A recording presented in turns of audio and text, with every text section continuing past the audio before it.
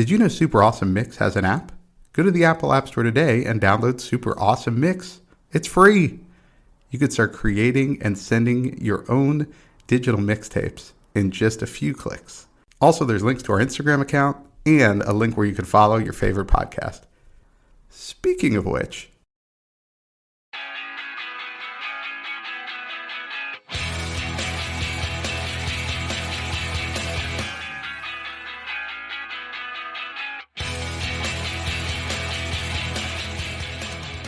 welcome back to another Super Awesome Mix. My name is Matt Sidholm, alongside my co-host and co-founder of Super Awesome Mix, Samer Abu Salbi. Samer, how we doing this week?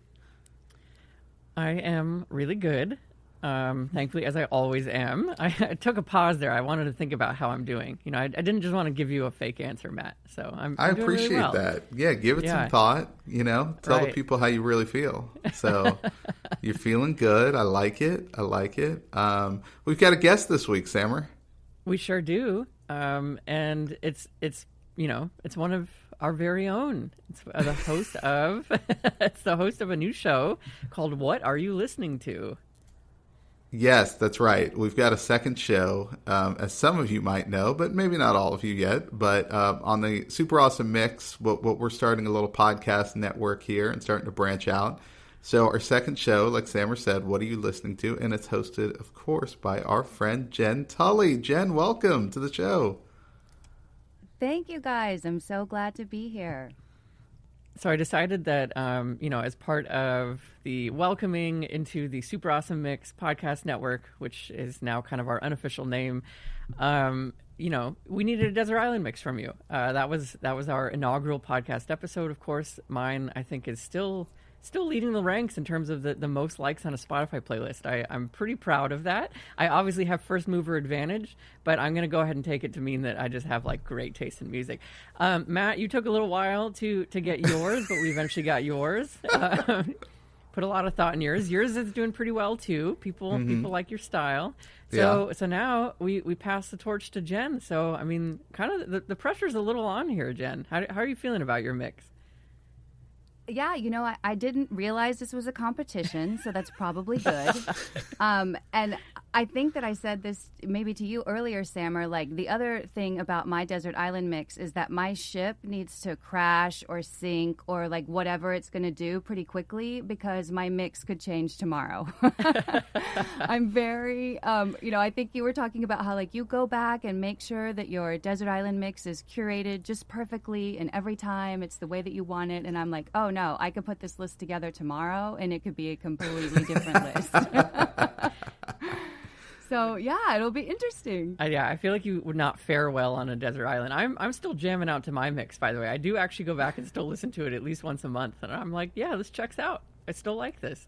Yeah, see, I think I've got a few anchors that probably would not change, but through the course of the podcast, I've listened to a lot of we listen to so much music just through the show that I bet in a couple of years it may evolve a little bit, but there's probably some songs that won't move off that list for me. Yeah, that makes sense. I think that's right. Yeah, I think that's right for me too. I think there are some that would never go away. Definitely bands that would never go away. So it's hard for me. I mean, I could have put together a 12-song mix by any one of these bands on my Desert Island mix. So I think that's probably more what would change is the song. But a lot of the artists would be anchor artists, yeah. Nice. All right. Well, as we go through this, maybe you can note which ones you might consider an anchor one. But let's start us off. Track 1, you've got Change by John Waite. Yeah, I mean, this song, I love John Waite. He's, I think people know him because they know Missing You, which is also a great song. Another favorite of his that I love is a song called In Dreams that was from the movie True Romance, which was, I think one of the first movies Quentin Tarantino wrote, even though he didn't direct it. I believe he wrote True Romance. And so that's how I found In Dreams. But I loved John Waite in the 80s. I loved When I See You Smile when he was in Bad English. So those songs come up a lot. But this one I really love. This one's from a terrible movie that, I never say that about 80s movies. I love them all. But this one is not good. It's from a movie called Vision Quest from 1985, even though the song, I believe, was released in 1982 on his Ignition album. But that's got a great soundtrack. So my thing about Vision Quest is listen to the soundtrack, don't watch the movie. The soundtrack's got, Only the Young by Journey and Gambler and Crazy for You by Madonna. And then this song, Change, which happens during one of your favorite things, you guys. I'm about to drop a training montage on you. So, yes, during a training montage. The story is that Matthew Modine, who we know these days as Dr. Brenner in Stranger Things, stars in Vision Quest as a wrestler who decides he wants to wrestle the state champion. So, real deep plot there, as was common in the 80s. And yeah, I just love this song. I love a training montage as much as you guys, and I think that this song is perfect for that. Jen, I have to wholly disagree with you on Vision Quest. Okay, it's a great movie. It does have a great soundtrack. That's why I immediately loved this song once it started. I was like, this is going to be awesome. But yeah, okay, you kind of short sell the plot a little bit, right? Like Matthew Modine is trying to lose quite a bit of weight to wrestle like a guy two weight classes down from him, I think, for the state championship. And so, yeah, I don't know. I think it's a great movie. It's a little weird. There are definitely some side plots in that movie that you can dump out, but just the through line of him, trying to reach his wrestling goals, it's pretty awesome, I think. But maybe I'm alone. I don't know. Listeners. I'll give it a watch again. I haven't. I recently rewatched it when I chose this song because I knew that Vision Quest was going to come up, and I was like, yeah, maybe not. I'm not sure. Sammer, I definitely steer clear of Vision Quest. I'll say that. Sammer will hate it. There's no doubt about it. I'm just going to call it right now. There's 25 minutes. If I could edit that movie, there's probably 25 minutes I'd edit out and then maybe show it to Sammer, and he might say it's okay. Yeah, we try not to be negative on this show, but 80s movies are a hard sell for me, so they are a hard sell. And it's like the only it's like the if Matt and I spoke a second language, it's like 80s movies. Yeah, no, that's fair. That's fair. That's the one thing Sammer really can't necessarily chime in on sometimes because most of these movies he has not seen. But I love it because it really does offer a perspective shift, right? Like, I love that these movies that, Matt, you and I grew up with and were sort of like canon for our youth, that Sammer's like, whoa, like, what is happening here? It really does, force me to take a look at, time and place that these movies came out. But this one is... it's a good soundtrack. The other thing too about Vision Quest that I'll say for the ladies that are listening out there is it's one of, I think, 3 movies that features Michael Scoffling, who was Jake Ryan from 16 Candles. So originally I didn't care much about Matthew Modine or wrestling, but I was getting my hands on anything that had Jake Ryan in it. So that's how I first found Vision Quest in the spirit of full disclosure. That's a great point. Great point. All right. Well, okay, let's take a little bit of a shift here to a decidedly not 80s sounding song. Okay, your second track was Old 55 by the Eagles. Yes, so when we talk about anchor artists, this is one of them. there will never be a desert island that I'm on that does not have the Eagles on it with me. There's no particular order really to this mix. I think some people put a lot of thought into when I first crash on the desert island, I might be really scared and want something soothing, or I didn't really do that. I sort of figured in that I'm going to be having a lot of emotions on the desert island, but not necessarily in any order did I place the songs. But this one is just one that takes me right back to childhood. It's my dad and I, blaring the stereo in the car, or me listening to a cassette on my Walkman while we're driving. My family were big road trippers, and so, we always had music on. We always had it really loud. My husband jokes, and I got this from my dad, that if anybody ever tried to steal my car, they'd have a heart attack before they could get it out of the parking spot because the music's so loud when they turn the car on. That's a good anti-theft system. Anti-theft. Yeah, I like it. Yeah. Yeah, so this song it takes me back always. It's a little more country feeling than some of the Eagles songs, perhaps. I love that I get Glenn Frey and Don Henley really clearly on this one because it's hard for me to pick a favorite Eagle. So yeah, and this is one that, I could have put a lot of other Eagles songs that are maybe more popular, but this one just feels like home to me. This one reminds me of home. Were you guys familiar with this one at all before my Desert Island mix? I was not, actually. So this one was kind of new, so I did some research on it. Found out also it's a cover, but by Tom Waits, originally written by someone, Tom Waits, who I was also not familiar with, admittedly. Who apparently was not happy with this cover. He called it antiseptic. And I'm like, is that an insult? Like sepsis is a bad thing. I would want an antiseptic. Well, if you research more of Tom Waits' catalog, you'll see he might be okay with sepsis.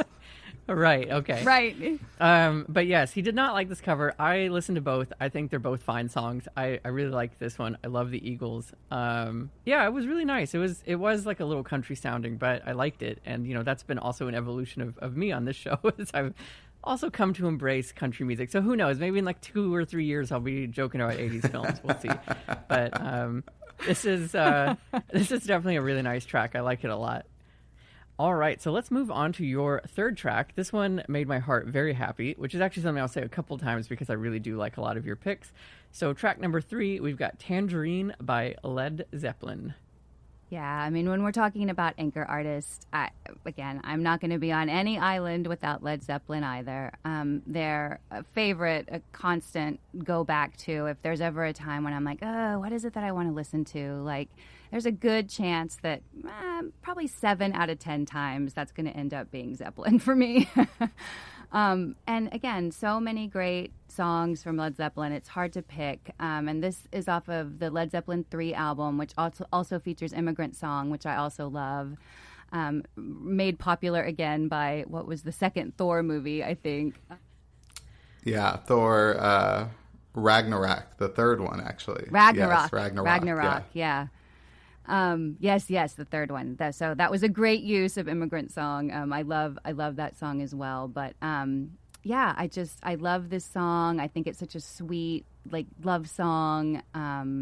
So this is one that, again, from Zeppelin, I'll go back to Fool in the Rain a lot. I go back to Ramble On a lot. But Tangerine's kind of my number one.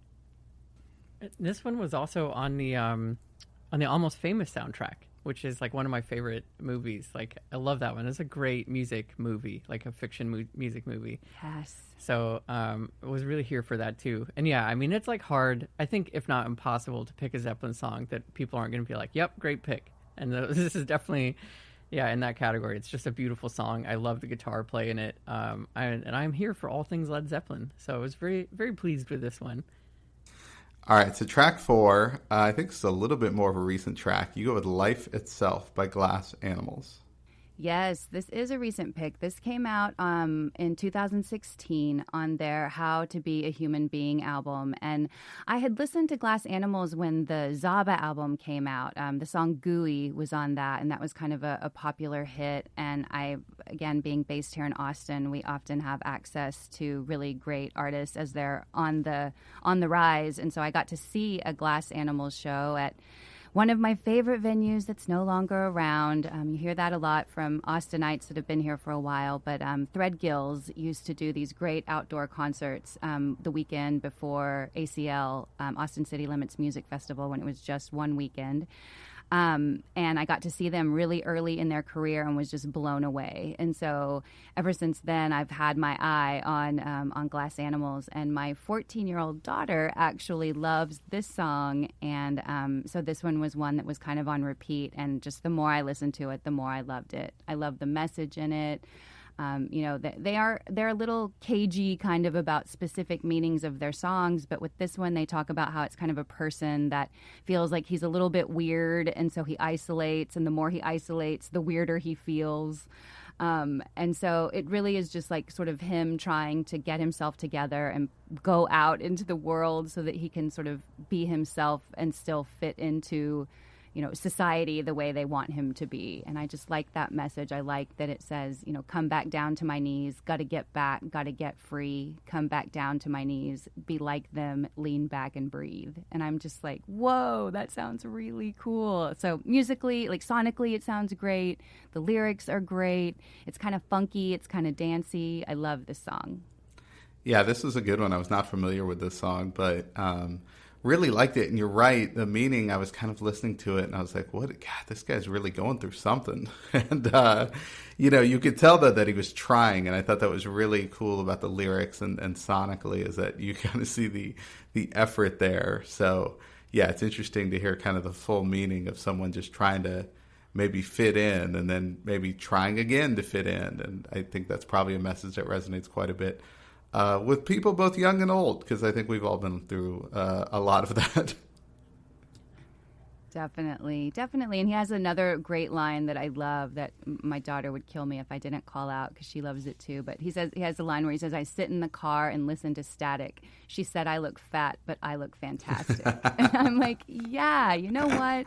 I'm going to remember that always. Like, as long as you feel good. And I think that's what I leave with the song. Like, yeah, he's going through it, but his whole deal is like, you know what? This is how I am, and this is how I'm going to be. And it's better to me to be authentic than to be like everybody else, I guess. And so that's sort of, that's the message that I take away from the song. I'm all about those affirmations. It takes me like an hour and a half to wake up every day now because I got to read my affirmations. That's a very long list. It's a critical step of getting up in the morning, though. Critical. All right, let's move on to track 5 here. This is one of those song titles where this could be a mix, I think, that maybe, we should work on. But it's like one of the ones where whenever you read it, you just want to sing it, because that's like the kind of that's the iconic part of the song. So I'm not going to sing it because, as we've mentioned many times on the show, I have a horrible singing voice. But this is Every Little Thing She Does Is Magic by The Police. But it's really hard not to have sung that. In my head, I'm singing it. Well, I wish you would have gone there for us, Sammer. I mean, yeah, this song, I mean, it's like you said, you want to sing the title, you want to smile. Like when I hear this song, and this is a little bit tongue in cheek because, the steel drums, I mean, I'm on a desert island, so seems appropriate. I love The Police. They're also, again, like probably an anchor artist. I have always liked The Police. I like Sting solo too, but I really like The Police. I just think those 3 guys together were pretty magic. And so this one tops my Desert Island mix. And this is off the Ghost in the Machine album, which also has Spirits in the Material World and Invisible Sun. I considered also putting King of Pain on here as well, but I'm like, you know what? If I'm on a desert island, I probably am going to want something a little more upbeat. And like I said, the steel drums seem to fit. So Every Little Thing She Does Is Magic got the pick for this mix. It's a good one. It's funny. I had 2 thoughts whenever I listened to this. One was that it reminded me of the episode of Phyllis and Bob Vance, Vance for Federation's wedding, from because that's like someone sings at karaoke, I believe. So that immediately brought me to The Office. So that's my attachment to the song. The second thing is that I recognized it from a Girl Talk mix. Of course, Girl Talk like famously samples like every single song on the planet. And it's been really interesting because as I've gotten more into music in this last, year and a half with the podcast, so many of these songs, especially older ones, I'm like, oh, that's from that Girl Talks track. And it's like, right, no, it goes the other way, Sammer. So this is sampled in one of the Girl Talk tracks. So it's cool that, someone heard the sample and decided to make it into a whole song. And that's my understanding of how this works. Yeah, Sting heard it and was like, wait a second, guys. I think this guy's onto something. Catchy, too. Yeah. I mean, Girl Talk's a genius. He does a lot of genres. He does a lot of stuff. He's got range. All right. Well, speaking of someone who has range, let's go to track 6, which is Invisible String by Taylor Swift.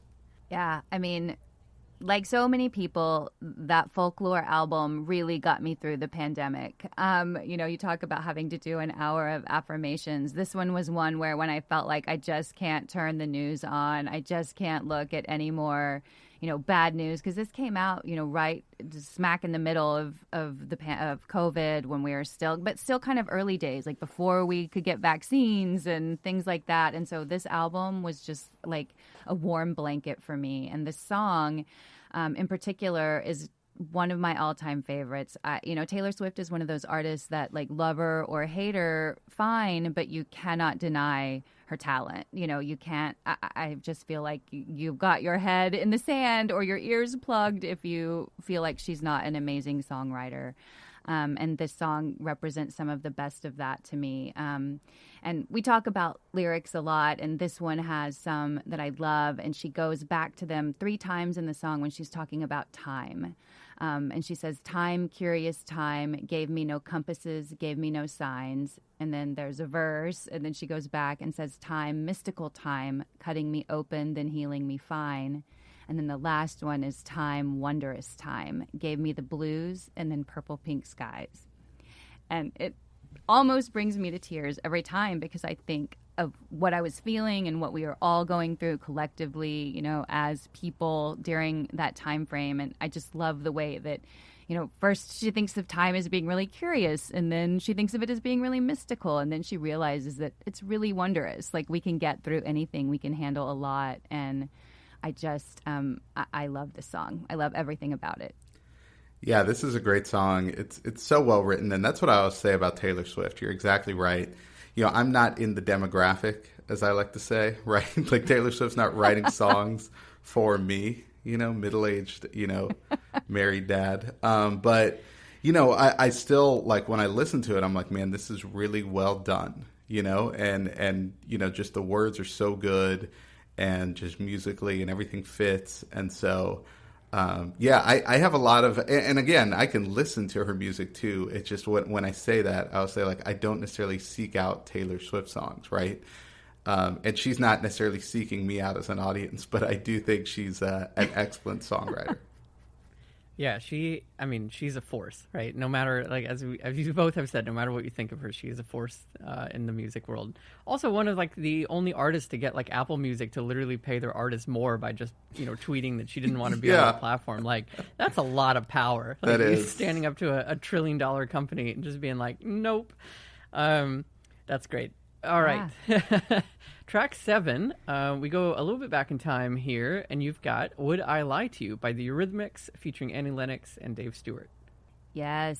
Oh, man. I do love the Eurythmics.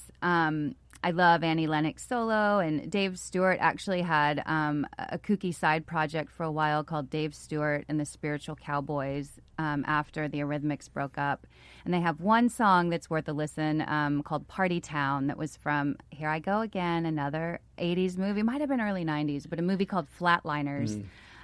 Which is also a pretty ridiculous plot. They might have redone it, too. I can't even remember. I feel like they might have redone it, but I definitely didn't see the remake, yeah. Me neither. I have not seen the remake, but the original had Julia Roberts and Kiefer Sutherland and Kevin Bacon. I mean, it's a decent cast with an interesting kind of storyline. But anyway, I'm digressing here. Would I Lie to You is, they had bigger songs. They had Sweet Dreams, of course, or Here Comes the Rain Again. But I just feel like this song is really upbeat and it's fun. To me, it's almost a precursor also to, like, Irreplaceable by Beyonce, right? Like, it says "Would I Lie to You," and you think, like, oh, maybe this is a sweet love song, but it's really her saying, like, guess what? I'm leaving, and if you think I'm kidding, you're wrong. And so I always think about that. I'm like, Irreplaceable might not have happened if Would I Lie to You hadn't been there first. The through line is similar, and so I like that about it too. And then this album also features sisters are doing it for themselves, so you get the sense that maybe Annie Lennox is ready to go on and do her own thing with this album from the Eurythmics. But I do love this song. It's such a good one. Her vocals are just unbelievable. Like, I just love listening to her sing.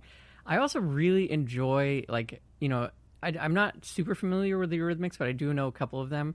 And I love that this is like not as like synth and electronic as some of their other like pieces. Like this is like an actual band playing behind them, but in like curiously in almost like a synthy kind of way. Like I think that was like so interesting, and it just works so well. I thought it was so cool that they produced the song in this way using like an actual band.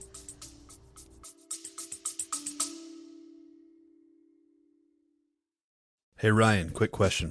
Do you think country music and rap music can ever coexist? I don't know, man. Do you think I have what it takes to be a pop star? Yeah. Did Weird Al save rock and roll? Maybe. Did Slipknot invent violence? Wait. Do you like jazz? For the answers to these totally random questions and probably hundreds more, join your new best friends, me, Ryan Wallace, And me, Zachary Wilson. every Monday on our show From Doo-Wop to Death Metal. Find us on Apple Podcasts, Spotify, or wherever you hipsters find your podcasts. Those darn hipsters.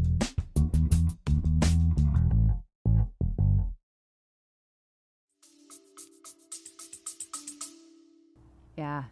Yeah, and they're both super talented, musicians. And just anytime you can showcase Annie Lennox's voice, I think it's, I think of songs like No More I Love Yous, where it's just like her voice is so beautiful. And this one is just a pop version of how beautiful her voice is. So I like it a lot.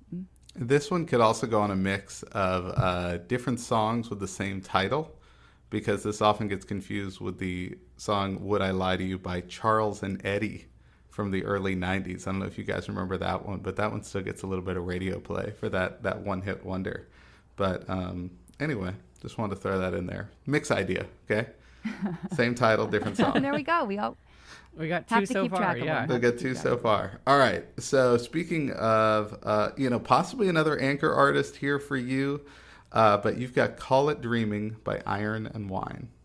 Yeah, Iron and Wine. This is a band where I say, listen to them, and if you don't like it, if it's too moody, just take all of their lyrics and just read it as poetry. If you don't want to listen to them, read the lyrics as a book. I just think that the writing is so beautiful. I talk a lot about lyrics on my show, on this mix. They're so important to me. A lot of people just listen to music for the sonic satisfaction, and for me, that's really only a very small part of it. I love the lyrics, and I think that this song, and many of Iron and Wine's song, if you've not taken 9.5 minutes and listened to the Trapeze Swinger, so good. That's for sure worth a listen. Beautiful song.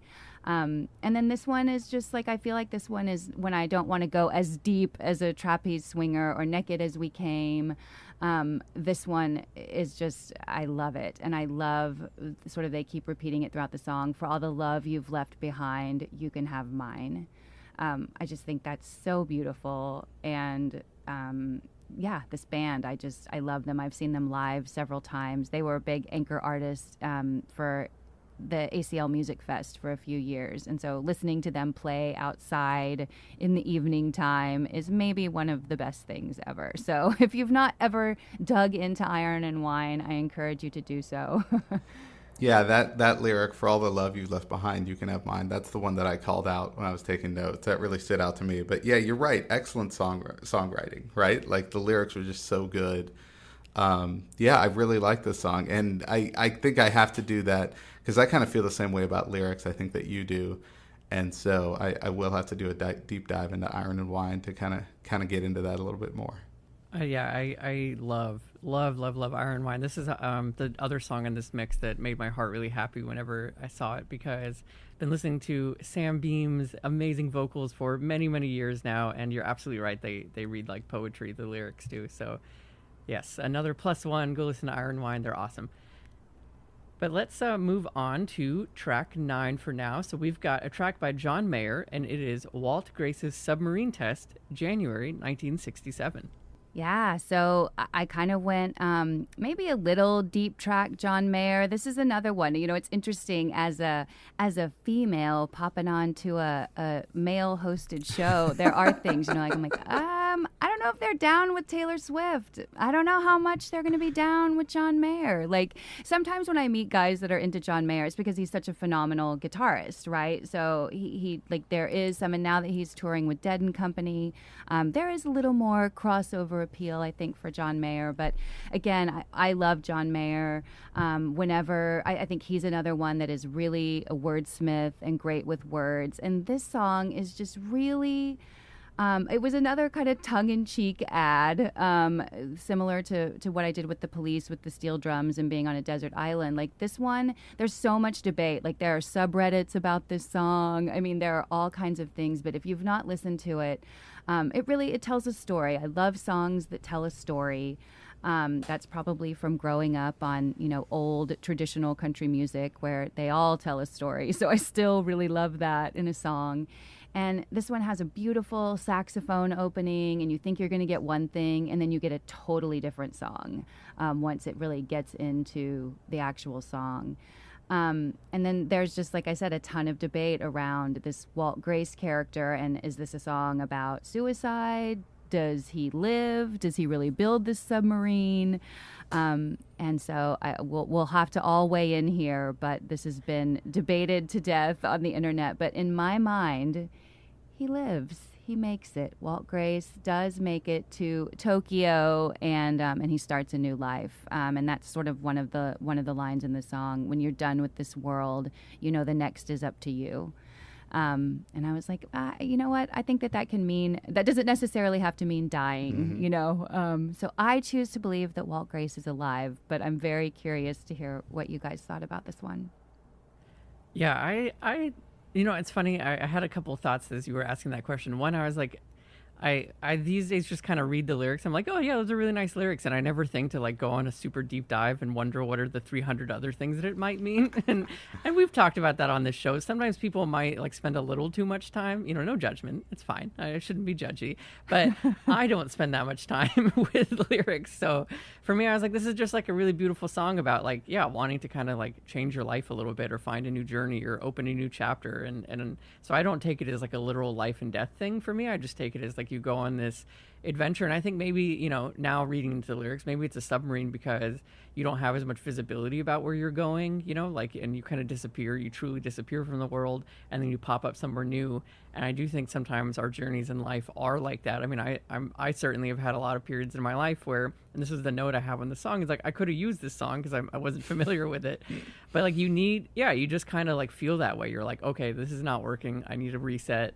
And wherever I land, like, I'm going to figure it out. So that was my read on it. But I really enjoyed the song. This is one that I'm going to keep for myself. I mean, you can have it too, but I'm also going to keep it. Because Thank you. We'll share. Yeah, we can share the song. Because I really love the message and the story being told here. Yeah, I love this one too. And just to answer your question, I kind of took it as I thought he died. I thought he didn't quite make it. But I just loved kind of the sort of the guys remembering him after the fact and just sort of the legend, even though it's like, I could just see these guys being like, man, he really went for it. He did it, and even though it ended in failure, It's like, man, that's awesome. But yeah, for whatever reason, I heard that as he didn't make it. You're in the majority. Most of the internet believes that he didn't make it, but I am the eternal optimist, and it sounds like Sammer is too. And we believe that Walt Grace is living his best life in Tokyo. Yep, it's happening. Well, speaking of things that are eternal, your next track is titled "Forever." It's by HAIM. Yes, I mean, HAIM appears a lot for me. They may be another anchor band, even though, they're not they haven't been around as long as some of the other anchor bands that I have. I love HAIM. I say it all the time. I think that they're the three coolest sisters on the planet. And this is the song that kind of introduced me to the band. I heard this and The Wire kind of really like one after the other, and it just blew my mind. It was one of those bands that I was so excited about and just couldn't wait to get my hands on any other songs or albums or bootlegs or anything that I could find from them. I think that they are super relatable in the way they write songs. I like the strong female perspective that they take in songs. They don't follow sort of a, the I'm the girl that got heartbroken and I'm crying in the corner sort of model. Like, they go through it. They talk about how sometimes they fight, sometimes they're a bad girlfriend, sometimes they're a great girlfriend and they're not getting treated right, sometimes they make mistakes, so I really like the relatability of their songs. And I love the line in this song when she says, "Forever we tried to make it right, but together we saw the end in sight. I'm tired of fighting the good fight. If you say the word, then I'll say goodbye." And it's just like, ooh, who hasn't been in that situation, where you need to get out of a relationship and you're just like waiting, but you're kind of in the routine, or you're attracted to the fighting or whatever it may be. And then you're just like, just say the word so we can end this. Like, we see what's happening. Like, let's just peace out. So HAIM, I decided after hearing the song, I'm moving them to the same category that I moved Macklemore into earlier this year, because every time I hear one of their songs, I'm like, man, this is a great song. I love these guys. So I am, just like I moved Macklemore into a little bit more of the regular rotation, I think I'm moving HAIM into there as well, because I'm just like, every time, I think both of you have brought songs to the mixes at different times, or have introduced me to songs by them, and I'm just like, oh, it's a great song. Oh, it's a great song. So now I'm just like, all right, they're in the rotation. It's so crazy that you say that, because my number one note that I have here, I'll just read it verbatim, is listening to a HAIM song always has the effect of me wanting to go listen to more of their music. They're just bands. They're just bands where that happens to me all the time, and this is one of them. That's spot on. Yes. Yeah, they are amazing. They're an amazing trio. I love everything about them. I also love that all their music videos of them are just essentially walking around LA. Like, it's great. I just love that vibe. If you haven't seen them live, they are amazing. They all play multiple instruments and they run around through the stage. There's a section where they bring out, giant drums. They have a lot of friends that they collaborate with, Thundercat and Twin Shadows. So they're just, I could go on about HAIM all day long. I've got a brother and two sisters, and we don't do anything together. So, like, these guys, like, these ladies, like, touring, they're playing multiple instruments. They're just, it's like, man, look at that, And then I look at my family, and I'm like, what are we doing, right? How come we never did anything? Well, can we get our act together? Always. And they used to... They started before they were HAIM, they were in a band, I believe it was called Rockingham or Rockingham, and it was the whole family. And they said it sort of started because their parents just didn't want them like bumming around on the weekends. So, the dad was like a casual musician, and so was the mom. And so the girls kind of picked up instruments and sang, and it started, and they did like bar mitzvahs and weddings, and, like they just kind of played around Los Angeles as a family. And then as the girls got older, they sort of split off and formed HAIM. But right. yeah, well, super great we're band. Canceling our plans this weekend, and I'm getting the kids going, and we're going to start a family band. Okay. You're lagging. I know Matt. we're already Can't wait. behind, but I feel like we got a chance to catch up. Okay, we'll see. All your songs are just going to be the sit home family band. It's like, I just keep From now introducing. on. Now here's a hot new band everybody should listen to. we have 17 followers on Spotify. We are blowing up. I'll listen to your band, Matt. I bet you guys are going to be great. Thank you. All right, let's take it to the home stretch here. Your second to last pick, you've got Superposition by Young the Giant. Yes, this is an interesting pick because I'm not a super duper Young the Giant fan. Like I was saying, any other band on this mix, I could pick 12 songs easy, like without looking at Spotify, like just from my head, I could pick 12 songs that I want. Young the Giant is not a band like that for me, but I love this song. I love this song. I've loved it since the first moment I heard it. And I do love other Young the Giant songs, but this one, like they're not a band that I go to often or go deep on except for this song. And part of why I love it is when it first came out, I was like, that's interesting. And superposition was one of those words that I'm like, I think I can figure out what it means. But when I looked at the definition, the actual definition is superposition is the action of placing one thing on or above another, especially so that they coincide. And when I read that, I was like, this falls into your category, Sam, of like people that take way too deep a dive on lyrics. So we're at opposite ends of the spectrum here, I'm guessing. But that's awesome. But that's what I love. Like he goes in and talking about he doesn't believe in fate, no psychic vision, but when things fall into place, superposition. And it just seems like he seems like a guy that's like, if I can take a little bit more of a scientific approach to how things go, then I can get my head around it a little better, even though it's sort of like ends him at the same place. But, he says things like, why don't we collide, the spaces that divide us? And I'm imagining like molecules colliding or things like that. So it just like, that's how it struck me, is like, this was a person that things were kind of happening to. And as long as he thought about it in a more scientific way, he could grasp it. But fate and psychic vision and, mantras and manifesting and things like that didn't really work for him, but science does. Yeah, it's a really cool track. It actually kind of reminded me of the Glass Animals track on this mix. I'm also absolutely always here for a song, like a love song written using physics. And I nerded out over the title, because actually superposition in quantum physics is like, it has a lot of different principles, but the one that came to mind was the fact that like whenever they tried to measure light, they measured it both as a wave and as a photon, as a particle. And so light kind of is both simultaneously at the same time, and it kind of blows up everything that we thought we knew about physics. And like our understanding of light especially. So I love that also, and I think you can apply that principle to the song as well, because it's like, it's kind of like you are everything and nothing at the same time. You can be in two places, like two things can be occupy the same space at once, like all of those things can be true from it. So I really love it. Yeah, I think, like I said, a love song with physics is a rarity, and it's a special one as a result. It's a really nice song. Right. Well, and probably like the real story is like they were all hanging around like drinking beers one night, and we've applied like all of this like science and technology to the song. It's possible. It's very possible. Although maybe we save love songs involving physics for Valentine's Day for next year. Maybe we just keep that in the back of our minds. There's our third mix today. Wow. All right. Fruitful. So let's finish strong. You started strong with the 80s. You're going to finish strong with the 80s. You've got Borderline by Madonna. Oh, Borderline. This one probably will always close out every single Desert Island mix for me. So this is one track that definitely would not ever change. And it would probably always be the last track, just because I feel like that's like the signature I want to go out with.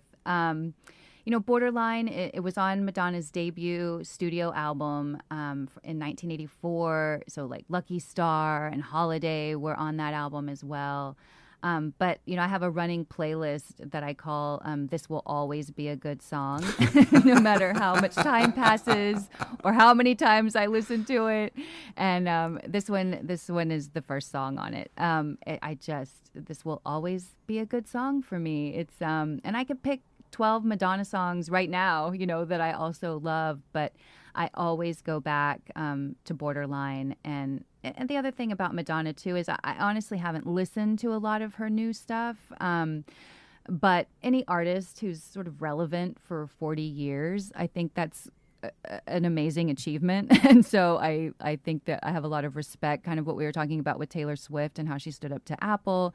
Madonna was kind of the first female pioneers in the music industry as well, that kind of like said, no, this is how things are going to be. And so I love her for that. And I love this song. Another one, like a super silly video, but if you want a taste of like 80s videos at their finest, going back and visiting Borderline is a good way to get everything you need about 80s music videos in the heyday of MTV in one fell swoop.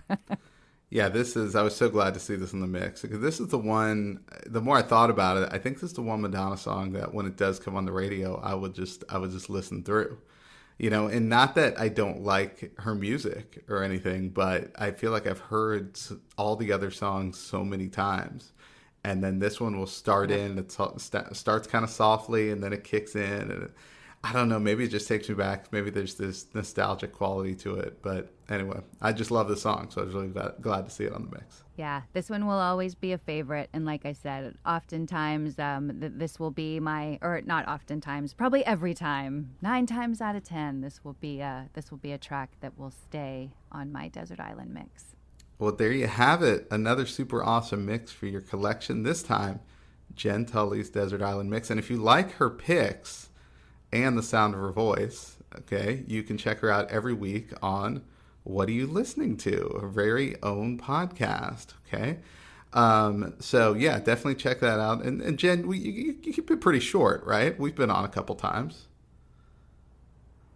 Yeah, it's a quick listen, and it's a good way to find your new favorite song each week. We talk about old songs, we talk about new songs, but I think that it's a quick listen to get your week started, and new episodes come out on Mondays. Yeah, so definitely subscribe to that, rate it, review it, share it with your friends, all the things, and of course you can keep track of everything happening with Super Awesome Mix at Super Awesome Mix on Instagram.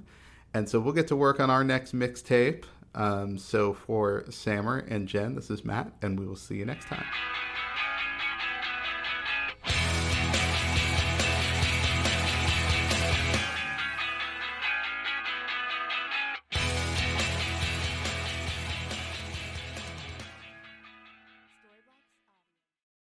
Super Awesome Mix is brought to you by DLM. Make shopping easy with DLM, the one-stop shop for all your casual clothing needs. Shop DLMsupplyco.com and enter the promo code AWESOME at checkout to save 15% off your first purchase. That's DLMsupplyco.com.